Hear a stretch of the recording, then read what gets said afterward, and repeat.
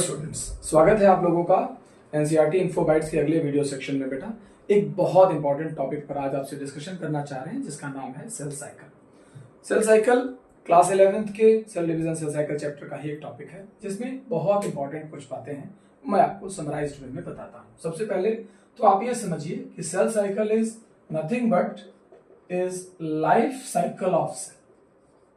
किसी भी सेल के लाइफ साइकिल को ही हम सेल साइकिल कहते हैं। और हम ये बोलते हैं कि जब हम किसी साइक्लिक मैनर में अगर थोड़ा सा भी बात करें बेटा, और हम यहाँ सेंटर से चले, तो हम ये कहते हैं कि लगभग 50% पार्ट किसी भी सेल साइकिल का एक ही स्टेज होता है, दैट इज कॉल्ड एज जीवन स्टेज।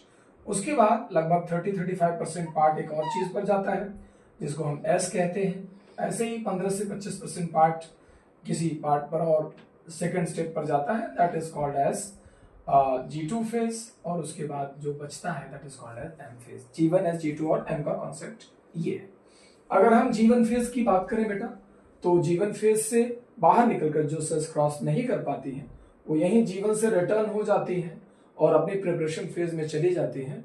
और इस स्टेज ऑफ सेल साइकिल को हम G0 फेज या G0 फेज या क्रेसेंट फेज कहते हैं। अगर मैं G1 की बात करूं तो G1 के बारे में ये कहा जाता है कि it is post mitotic phase है, या इसे हम फर्स्ट ग्रोथ फेज भी कहते हैं। फर्स्ट ग्रोथ फेज कहते हैं बेटा। एस सिंथेटिक फेज है जिसे हम सिंथेसिस फेज कहते हैं। G2 प्री माइटोटिक फेज है और M तो M फेज या डिवीजन फेज की तरह जाना ही जा रहा है कि ट्रूली सेल डिवीजन यहां होता है। कुछ लोग जीवन की जब बात करते हैं तो इसे pre S phase, pre synthetic phase कहते हैं। जबकि जो ये G2 फेज है जिसे आप सेकेंड ग्रोथ फेज भी कहा करते हैं, इसका एक नाम और भी है बेटा, you can call it as post S phase. क्योंकि ये एस के बाद हो रहा है ना, so you can call it as S phase. अब इन सभी स्टेजेस में जो बहुत इंपॉर्टेंट इवेंट होते हैं वो क्या क्या होते हैं। अगर मैं G1 फेज की बात करूं तो आरएनए एंड प्रोटीन सिंथेसिस पर बात होती है। बेसिकली यहां दो इवेंट्स पूरे होते हैं, एक आरएनए की सिंथेसिस होती है बेटा और एक प्रोटीन की सिंथेसिस होती है। सिंथेटिक फेज की अगर बात करें तो ये फेज डीएनए रेप्लिकेशन के लिए जानी जाती है। और यहां पर दो और बेसिक इवेंट होते हैं जो अब एनसीईआरटी में नया इन्होंने हाईलाइट किया है।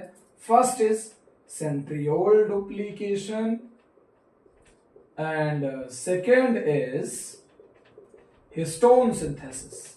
तो ये दोनों इवेंट्स भी यहां पर पर्टिकुलरली हुआ करते हैं। हिस्टोन प्रोटीन आपको याद होगा, वो प्रोटीन जो डीएनए को रैप अप करने में हेल्प करता है। अगर मैं G2 फेज की बात करूं तो यहां पर जो बहुत इंपॉर्टेंट इवेंट्स सक्सेसफुली कंप्लीट होते हैं, ये भी आरएनए एंड प्रोटीन सिंथेसिस है। प्रोटीन सिंथेसिस यहां पर भी होता है।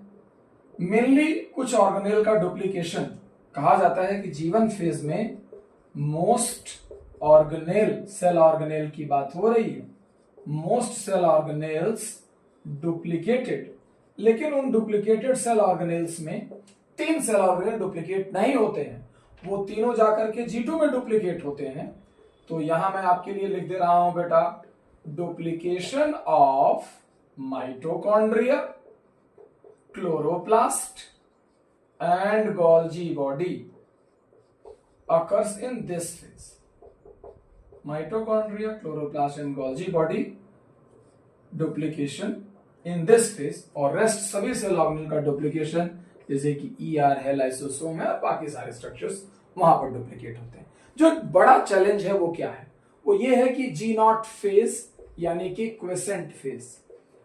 इस चैप्टर से 2-3 क्वेश्चन रिसेंट ईयर्स में पूछे जा चुके हैं and the topic was G0 only. क्या खास बात है इस टॉपिक की, उन्होंने ये पूछा कि जब कोई सेल G1 से निकलकर G0 में जाती है तो क्या वो सेल साइकिल को एग्जिट करती है? नहीं।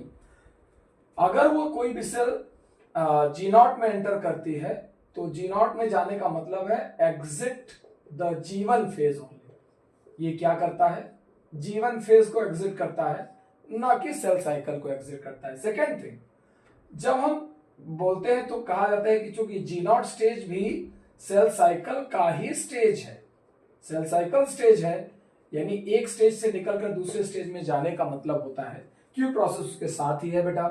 तो जब भी कोई आपसे पूछे तो एग्जिट द G1 फेज बताइए, ना कि एग्जिट द सेल साइकिल बताइए।